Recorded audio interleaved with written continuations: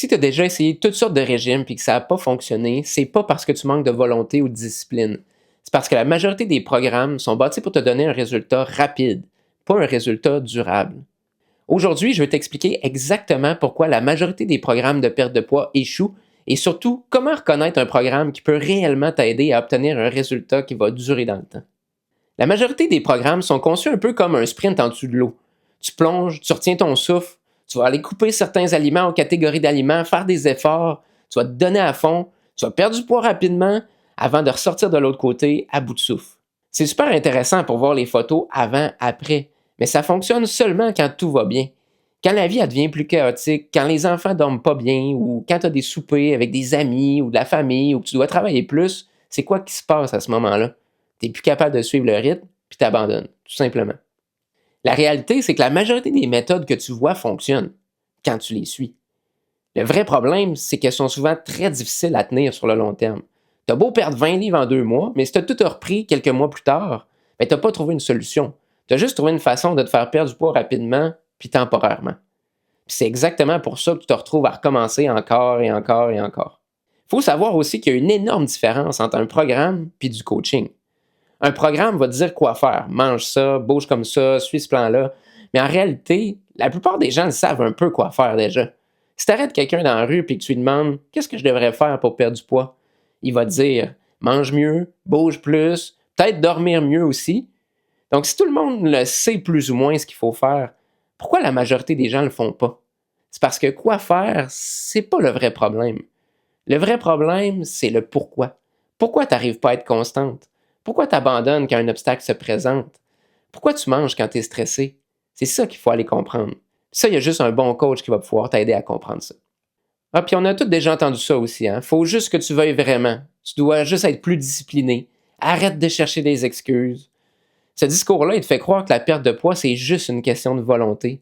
Mais si c'était vrai, tu aurais réussi il y a longtemps, parce que je suis sûr que tu veux vraiment, puis depuis longtemps, perdre ton poids. Donc la réalité, c'est que la volonté, ben, est limitée. Tu peux être motivé lundi, puis être complètement vidé jeudi. Mais tu peux pas bâtir ton corps de rêve sur une émotion. Tu as besoin de structure. Tu as besoin d'un plan sur lequel tu peux t'appuyer même quand la motivation baisse. Un bon accompagnement, ça s'adapte à toi, pas l'inverse. Parce que ta réalité, c'est que tu travailles, tu as des enfants, il faut que tu prépares les repas, tu vis du stress, de la fatigue. Donc, si quelqu'un te donnait exactement le même plan à toi, qui donnerait à une adolescente, par exemple, qui vit chez ses parents et qui n'a aucune responsabilité, bien, ça n'aurait aucun sens. Le rôle d'un coach, c'est de regarder ta vie et de créer une stratégie qui fonctionne autour de ça. Pas de t'imposer une méthode rigide, pas de te dire de t'arranger pour que ça marche. Une méthode efficace, c'est une méthode qui évolue avec toi et qui s'adapte à ta réalité. Avec la méthode sans limite, on ne commence pas en changeant ta vie du tout au tout. On commence par la chose la plus simple qui va avoir le plus gros impact. Parce que le but, c'est pas que tu souffres pendant ta perte de poids. Le but, c'est d'avancer un petit pas à la fois et que le processus soit agréable. Par exemple, si tu buvais du jus, de la liqueur puis de l'alcool à presque tous les jours, ben la première étape, ce serait pas de te dire OK, ben à partir de maintenant, tu vas boire juste de l'eau tout le temps. La première étape, c'est de voir comment on pourrait faire un peu mieux. Par exemple, que ça pourrait être de changer ta liqueur pour de la liqueur diète ou du jus pour du jus sans sucre. C'est quelque chose que tu vas être réellement capable de suivre sans avoir l'impression de vivre dans une prison. Puis quand tu réussis à le faire, qu'est-ce que ça fait? Bien, ça te prouve à toi-même que tu es capable, ta confiance monte, ton engagement envers toi-même puis ta transformation monte, et c'est là que tu peux passer au prochain niveau. Tu vas voir aussi beaucoup de programmes qui vont te vendre l'idée de travailler plus fort, de grinder, de souffrir, no pain, no gain. Mais ça, c'est pas une stratégie. C'est juste une façon de te brûler. Chez Sans Limite, on préfère une autre logique. Le plus de résultats avec le moins de friction possible. Si tu peux obtenir un résultat en faisant juste ce qu'il faut, pourquoi t'en ferais plus? Si tu connais un chemin, par exemple, pour aller au travail en 10 minutes, vas-tu volontairement en prendre un qui va te prendre 2 heures? Faut que tu saches que 80% de tes résultats viennent souvent de 20% de tes actions. C'est sur ce 20%-là qu'il va falloir se concentrer. Plus le processus est simple, plus tu vas le suivre. Puis plus tu le suis, bien plus tu vas avoir des résultats. Puis plus tu vas avoir envie de continuer à long terme. Beaucoup de personnes sautent de programme en programme aussi. Puis ça, c'est pas toujours parce que le programme ne fonctionne pas. Souvent, ça vient de la peur. La peur de se donner à fond puis d'échouer. Parce que se donner à fond, c'est être à découvert, c'est risqué d'échouer. Donc inconsciemment, certaines personnes se protègent. Elles s'engagent à moitié. Puis si ça ne marche pas, ben, elles peuvent toujours dire ben, de toute façon, je ne me suis pas vraiment donné à 100%, je n'ai pas vraiment essayé. On voit ça souvent même chez les athlètes qui vont, par exemple, faire le party pendant la semaine avant une compétition. Parce que comme ça, ben, s'ils perdent, ben, ils ont une excuse. Mais tant que tu vas jouer à ce jeu-là, tu ne pourras jamais savoir ce dont tu es réellement capable. Oui, risquer d'échouer, ça fait peur. Mais c'est seulement quand tu passes d'un pied en dedans, un pied en dehors, à les deux pieds dedans, que le vrai changement va devenir possible. Maintenant, comment choisir un programme qui va réellement faire la différence pour toi? Si tu veux éviter de perdre ton temps encore une fois, voici ce que tu dois regarder avant d'investir à nouveau. 1.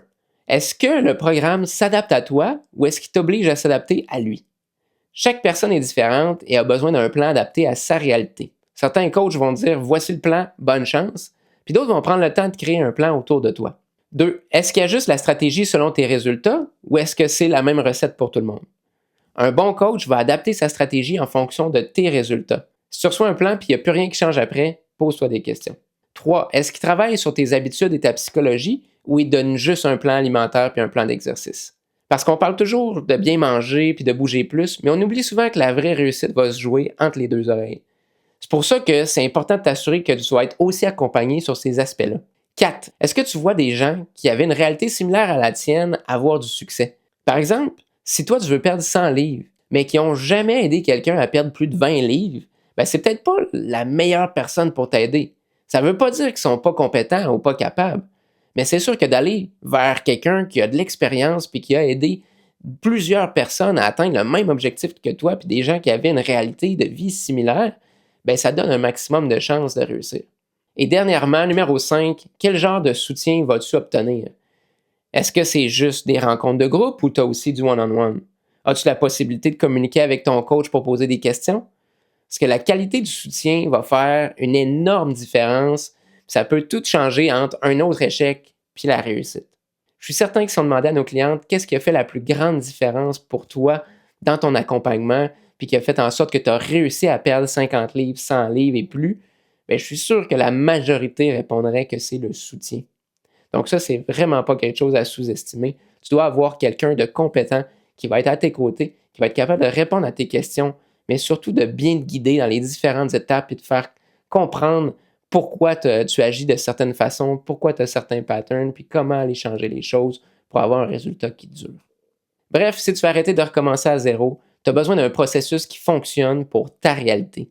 Si tu veux voir comment on fait ça concrètement, je te mets le lien dans la description. Tu pourras découvrir la méthode sans limite et voir si ça pourrait être la bonne solution pour toi. On se voit dans la prochaine vidéo.